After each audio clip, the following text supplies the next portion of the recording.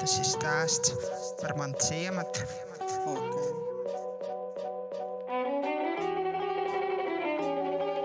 Stāsts par manu ciematu ir nedaudz savādāks, un tur man pēkšņi bērnība tika pavadīta. Jādzīvoja savu dzīves ritmu, varbūt kādu kaimiņu gaķes sīt. Veikals ir netālu, gājām ar kājām, ne pirmo reizi pa tām ielām slājām, pa mājām draugiem un kaimiņiem, vecāku naudu gājām pat uz veikaliem. Tad pēkšņi redzamies tīcoties vienreiz, sasveicinoties, tusējot ielās un atklātoties, ka pēc tā laika viss ir tā izmainījies. Tagad jau katram sava ģimene, bet neapsveicam viens otru ģimenē. Ciemats jau tagad ir izmainījies, nepazīstams, maz no viņa palicis, kas ļoti atpazīstams. Tā ir tā vieta, kur sāk bērndārs gaida, tieši turpat jau skola sāk palikt maita.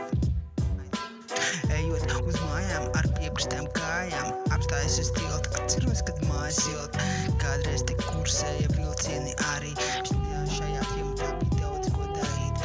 Kādreiz bija kiosks, kur nopirkt var avīzes, es biju maziņš un drusku samīzies. Mums ir pašiem sava īsta mūžas pils, un pat atrestaurēts aucupas tilts. Bet gājēji tiltiņš ir pārbūvēts forši, par to jau var iet gājēji labi droši, vēl neaizmirsīsim par izstrādi ar.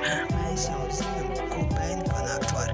Ķeries tajā alejā, nebija gaismas, tagad tur patiešām jau ļautiņa raisās. Ar pambāļas baterijas, da jebko, tas viss notiek, lai tikai aprēķinātos. Bet mēs par šo pagastu pastāvam godam. Nekas, ka tas ir mazs ciematiņš, protams, par šo visu esmu gatavs kalnus gāzt.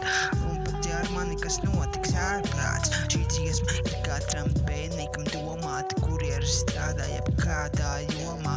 Vai cep maizi, vai kaļ metāli, mans ciemats no mājām ir netāli. Tādēļ uzskatu sevi par letāli, ja es redzēšu ciematā kādu svešāku, kļūšu vēl bīstamāks nekā tu. Varbūt domā, ka man nav jūta pret ciematu, ko es zinu, un par savām mājām, par kurām es minu. Domā, ka šī ir pēdējā dziesma, vecās dziesmas sadegliesma. Šito songu izrakstīja kā bomba, labāk tad jau laiks mūci prom, pirms kāds sāk tev pakaļ jost, ka tiek udīs tev mans suns.